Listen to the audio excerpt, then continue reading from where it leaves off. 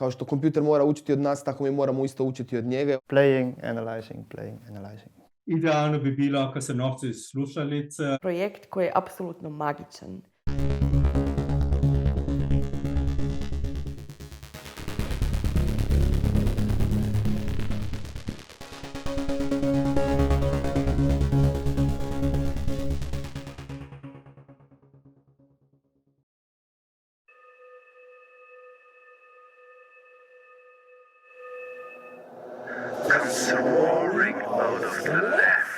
Implementacija tehnologije je zapravo već jako dugo prisutna, naravno, u suvremenoj glazbi, u procesima stvaranja, idejama. Naravno da je jako bitno pokazati što je sve moguće u tom kontekstu povezano sa samom glazbom. Jedan od projekata koji me posebno vesele, zapravo mogla bih tvrditi da sam ga upecala na festivalu Wien Modern, je projekt Mašine.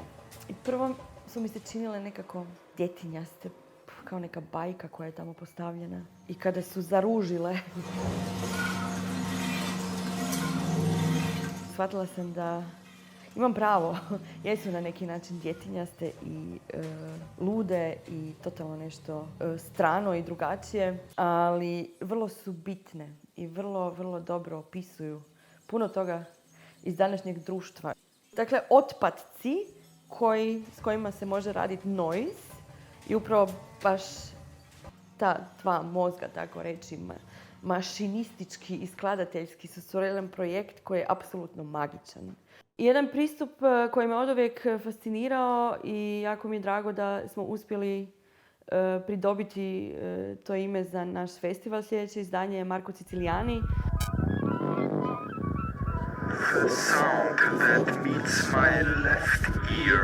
Stvara takve projekte koje vrlo često potiču interaktivnost upravo kroz tehnologiju. Dakle, što zapravo stoji u središtu mog projekta, to nije ta izvedba ili instalacija, nego to su 5 postera koje sam dizajnirao i koje će biti već od početka travnja izložene po Zagrebu. Svaki poster zapravo nudi pristup jednoj audiovizualnoj kompoziciji putem proširene stvarnosti. Proširenoj stvarnosti može se pristupiti preko mobitela i važno mi je bilo da su te kompozicije dostupne putem plakata u javnom prostoru i da stoga nisu samo namijenjene na stručnu publiku Bijenala, nego barem teoretski svom stanovništvu Zagreba. Idealno bi bilo ako se novci slušalice, ali sam zapravo tako napravio i cijeli zvuk i cijelu muziku tih malih kompozicija da funkcionira na zvučnicima mobitela.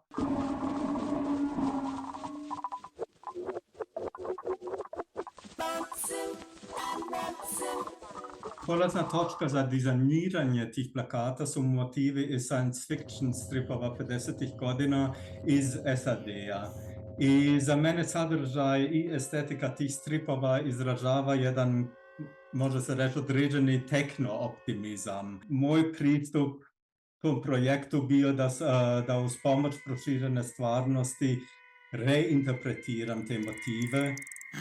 I have been reborn. U svakoj mojih malih kompozicija se isto pojavi jedna životinja i to je sa jedne strane referencija na Donna Haraway, sa druge strane ali isto jedna referencija na portrete iz renesanse, zato tada je isto bilo običajno da se na portretima isto stavi još neku životinju koja naglasi jedan određeni karakter portretirane osobe. Imamo vrlo, vrlo zanimljivih gostiju koji su dio tog njegovog projekta koji će nam prikazati i najnoviji razvoj što se tiče tehnologije, na primjer za zvučnike. Ti zvučnici su zapravo iz 3D printera. Za mene je bilo posebno interesantno da radim sa tom posebno kvalitetom tih malo jeftinijih proizvoda. Pogotovo mi je bilo isto interesantno, zato jer jedan od njih izgleda kao Death Star iz Star Treka i to mi je dobro pasalo uz cijelu tu tematiku.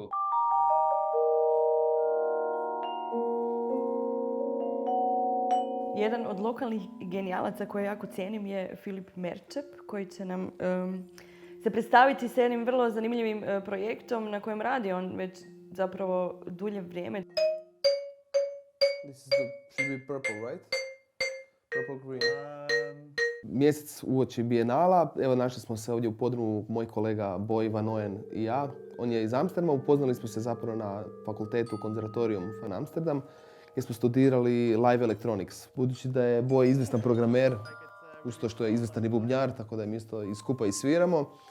Krenuli smo u taj projekt koji je financirala Zaklada Kultura Nova. Cilj ovog projekta je zapravo dobiti tu jednu slobodu da ja mogu improvizirati i svirati sa različitim palicama, te da ih kompjuter paralelno prepoznaje. In the end, it's mostly about getting a really solid analysis of what we think is important of the instrument, and then mostly all the ideas of what we want to do with it will come very naturally. Budući da mi nismo spojeni nikako s kompjuterom osim sa mikrofonima, a mikrofon ima zapravo jako malo informacija koje može izvući, htjeli smo zapravo baš dati tim palicama koje ja i onako koristim za svoje sviranje, zapravo naučiti kompjuter da onda to klasificira u neke različite skupine, te da im onda nam djedamo neke audio efekte, vizualne efekte, što god hoćemo, samo da imamo više kontrole i slobode pri tom u sviranju. Ideja je baš isto projekta dati kompozitorima mogućnost da koriste tu tehnologiju na isto neke svoje kreativne načine. We can use this analysis to trigger different lights, for example, or to generate visuals on a screen or on a projection. We can also trigger audio effects or process the sound of the instrument in different ways. Sometimes we have to adjust ourselves also to what the machine is saying. So it's an interesting feedback system with us and the machine.